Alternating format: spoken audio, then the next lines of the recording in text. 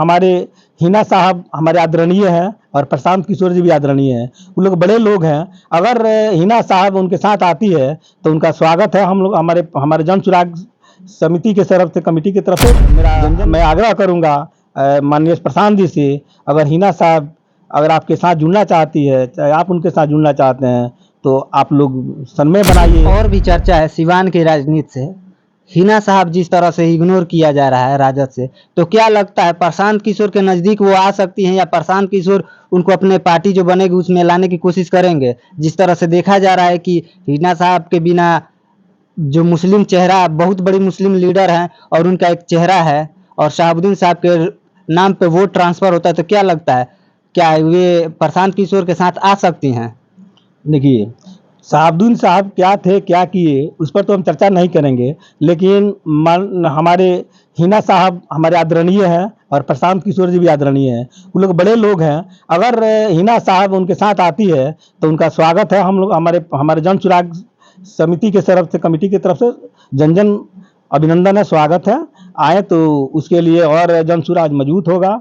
और मैं आग्रह करूँगा माननीय प्रशांत जी से, अगर हिना साहब अगर आपके साथ जुड़ना चाहती है, चाहे आप उनके साथ जुड़ना चाहते हैं, तो आप लोग सन्मय बनाइए। मेरा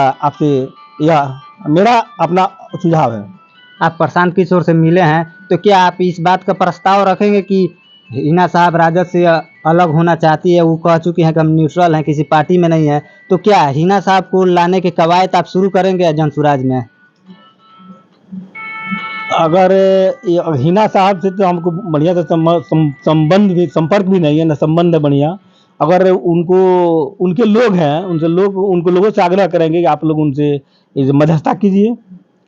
मध्यस्थता करती हैं तो प्रशांत किशोर के साथ आप भी मध्यस्थता बात करने के लिए तैयार हैं? बिल्कुल बिल्कुल, हम भी तैयार हैं। अगर मध्यस्थता होती है उस कड़ी में हम भी जुड़ जाएंगे मध्यस्थता करने के लिए।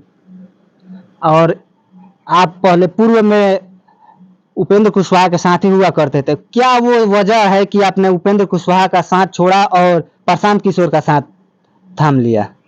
जैसे 40 वर्षों से बिहार की जो राजनीति चल रही है, उसी कड़ी में उपेंद्र जी भी हैं। कभी राजद के साथ नीतीश जी आते हैं तो उपेंद्र जी बीजेपी के साथ जाते हैं, तो कभी बीजेपी से अलग हो जाते हैं, अकेले चले जाते हैं, कभी अपना समूह बनाते हैं और बनाने के बाद चुनाव भी लड़ते हैं। हम लोग 15 साल से उनके साथ थे। कहीं वो हमारे आदरणीय रहे हैं, आज भी आदरणीय हैं। लेकिन जो बिहार की दिशा और दशा 40 वर्षों से भाजपा जदयू के साथ, जदयू राजद के साथ, उपेंद्र जी भाजपा के साथ रहने के बाद भी आज बिहार की जो स्थिति परिस्थिति है वो सुदृढ़ नहीं हुई। तो हमको नहीं लगता है कि उपेंद्र जी भाजपा के साथ चले जाएंगे तो बिहार की स्थिति सुदृढ़ हो जाएगी। अच्छा, राजद के साथ नीतीश जी है तो बिहार की स्थिति सुदृढ़ हो जाएगी। कभी बिहार की स्थिति सुदृढ़ नहीं होगी। जो यहाँ अफसरशाही है वो उसके तबाही से, जो समाज के सबसे निचले पदान के लोग हैं, उनकी जो स्थिति परिस्थिति है, उनसे बात करने पर आंख से आंसू बह जाता है। जिस तरह वो लोग विलाप करते हैं, गरीब आदमी को घर नहीं मिलता है। जो समाज के ऊंचे लोग हैं, मैंने ऊंचे धनिक लोग हैं, ऊंचे लोग नहीं धनिक लोग हैं, जिस दृष्टिकोण से देखिए, सारी काम किसी की सरकार हो उनकी काम होती है, लेकिन गरीब आदमी का किसी का सरकार हो उसमें उसका काम नहीं होता है। तो मैं आम जनमानस से आग्रह करूंगा, इन सरकार 40 वर्षों से जिस सरकार को हम लोग देख रहे हैं, भाजपा जदयू, राजद जदयू, जदयू भाजपा, तो ऐसे सरकार से निजात मिले तभी जनता के जन कल्याण हो सकता है, अन्यथा कभी जन कल्याण नहीं हो जाएगा। यानी एक नया विकल्प बिहार की जनता को खोजना पड़ेगा इन लोगों से बचने के लिए, जिस तरह से अफसरशाही और भ्रष्टाचार का मुद्दा बिहार में जो बन रहा है। तो क्या लगता है बिहार की राजनीति जातीय ज्यादा होती है और मुद्दों की बात कम होती है, तो क्या लगता है प्रशांत किशोर इस बार का जो चुनाव होगा वो मुद्दा पे लड़ पाएंगे?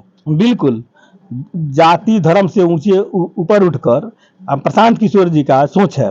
और हमको लगता है जो जितने लोग जन सुराज समिति के सदस्य हैं, देखिए एक सभी अच्छे लोगों को इस कमेटी में रखे हुए हैं, चाहे वो जिला कमेटी हो, चाहे युवा कमेटी हो, चाहे प्रखंड कमेटी बनेगी, कोई किसी दागी व्यक्ति का कोई चीटर लोगों को इसमें एंट्री नहीं है, कोई समांती लोगों को एंट्री नहीं है, समांती विचारधारा के लोगों को एंट्री नहीं है, धनी से बहुत से धनी लोगों की इसमें, जिनको तनाशाही है, जो भ्रष्टाचारी है, उनकी इसमें एंट्री नहीं है।